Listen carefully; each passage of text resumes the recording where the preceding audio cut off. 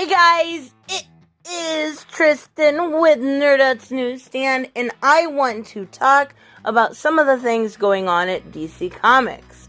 Now, specifically, I want to talk about Dark Knight's death metal, but I also want to talk about Generations and 5G a little bit. And, just exactly the changes we're rumored to see or we're going to see. So it's just kind of all up in the air right now. But let's talk about death metal first. So today was the FOC for the first issue of death metal. And we got a video from Scott Snyder kind of, talking about how excited he was. He does have a YouTube channel. I will link it in the description. But he doesn't usually update it a lot. So seeing this was kind of exciting, It just shows how much work is being put into this and the quality we can expect from it. So obviously it is Scott Snyder who is writing this, and Greg Capullo is on art, and you cannot argue with the way this book looks. It looks dystopian, it looks beautiful, it looks messed up and weird in all of the best ways. And we are going to be getting Wonder Woman front and center of this storyline, and that's pretty rare, Usually we have either an off-the-wall character, or it's Batman and Superman, and, to have Wonder Woman take front and center with this chainsaw of truth. I'm not sure exactly what it was called. I remember seeing it a while back, but I don't remember anymore. Even so, we're getting, a new look, a new everything. And Metal originally was so well done. They need an omnibus for it, really, at this point. But, it was so well done. I know this is going to, hopefully, straighten things out as far as continuity goes. And we are going to talk about that a little bit. But it also should be something really good. After everything that's gone on with the comic book industry, this should be something to definitely look forward to. If not just for the art alone, it's fantastic. So let's talk about this little board he had behind him in his video. Now, he said it was used to basically explain to the retailers what was going on and how everything, kind of lines up. So we've got going from left to right, Crisis Past, so obviously Infinite Crisis. All of these things are all going to be tied in. Doomsday Clock, which just finished up. And then we start with No Justice. So we have Lex's story, which is going to tie in eventually, to Year of the Villain, but I think specifically right here they're talking about the Hell Arisen. And then we have the Batman Who Laughs story. We have Justice League.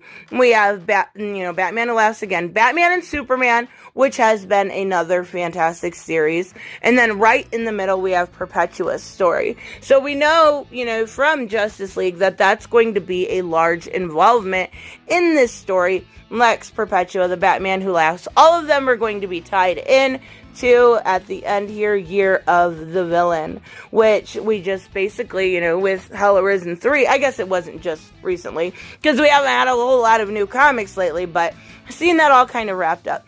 So then it all goes into maybe it has something to do with the Joker, or I was thinking Hacienda, which is, the old hangout from the Joker, all straight into death metal.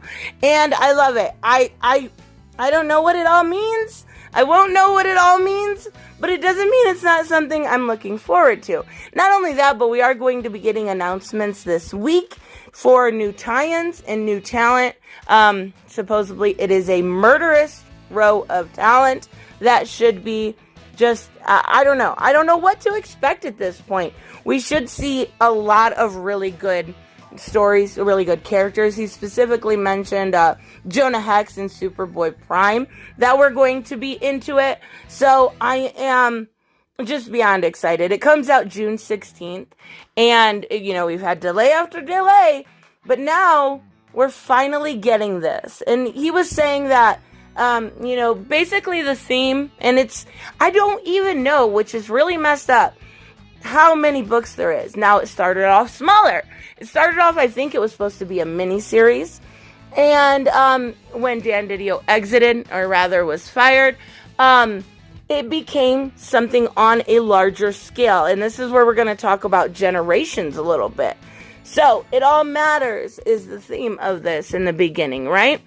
So, all the storylines, everything you read, everything you are reading, as far as continuity goes, matters, right? So, where are we going to go from here is a really big question. Because if you've seen the solicitations, we were supposed to get Generation Zero on Free Comic Book Day.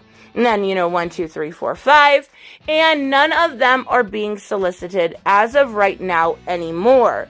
Now, there is rumor going around that things have been scaled back to a, pretty decent degree. And I think that's smart.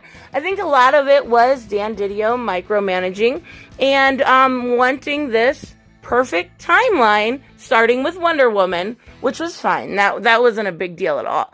But, starting and being done exactly his way. And now that they're able to open things up, and actually, I think Dan Didio is finishing Metal Men, though, I think to 6.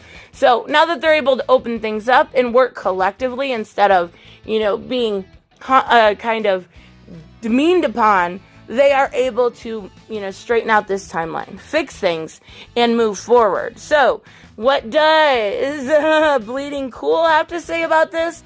Well, Bleeding Cool can say a lot, but it makes sense. But Bleeding Cool are also the ones that brought up the original 5 generations, right? They were the one who told us all about it. Luke Fox Batman and Jonathan Kent Superman. I believe it was supposed to be not Teen Lantern. Far Sector was supposed to be the new Green Lantern. All of these new characters. Captain Boomerang's son was going to be the new Flash. All of these new characters, and now it looks like things may be changing. Originally, John Ridley was supposed to come on at Batman 100, and it was admittedly supposed to kind of start things over. It was going to be at number 1, because at 100, it was going to be Luke Fox. Now, it does look like things have been scaled back a little bit. That this 5G relaunch, I don't know if it's going to happen or if it's just going to happen on a separate line, but it does look like John Ridley is not going to be joining Batman. And, what does this mean? Who knows, really, honestly, but it means that he's not writing Luke Fox, that's for sure. So, it also means that James Tynion is going to be staying on past 100, which is awesome because his run has been so good. Their Dark Designs has been fantastic. I love everything about it. I can't wait till the next issue. But so it looks like maybe 5G has been scaled down quite a bit.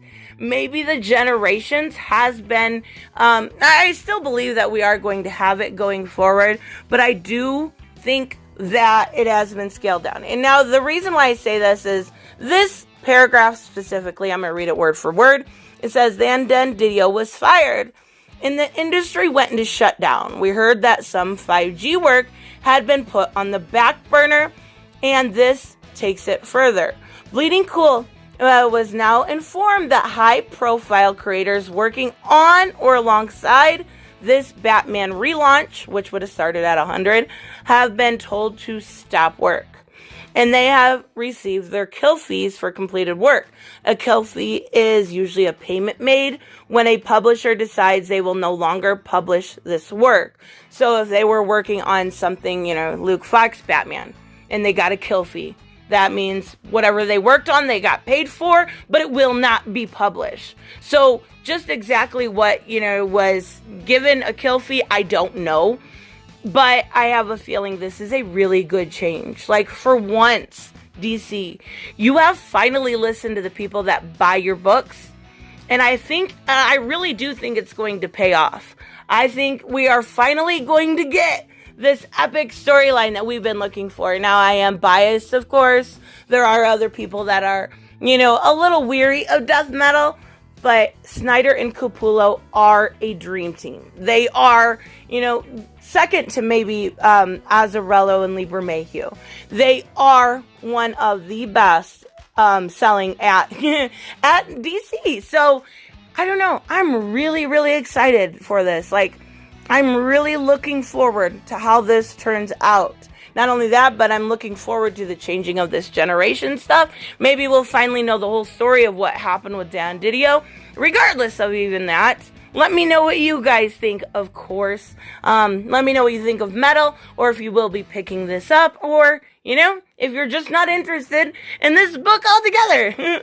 I will see you guys in the next one. Bye-bye. Hey guys, I want to give a huge shout out to my Patreon and subscribe stars. You guys literally make this channel possible. Huge thank you to Cage the Mick, Robert Mick Twiz, Black Knight Fool, Brucey, Chris Z, David L, David Rafford, Jeffrey Allen Carnes, Mighty Balls, Mike Buckner, Maizen Barbosa, Ruskar, Ryan Deckert, and Doc Holliday. You guys are absolutely amazing, and thank you so much for all your support. Don't forget on the way out to like as always if you enjoy the content and hit subscribe. And I will see you in the next one. Bye-bye.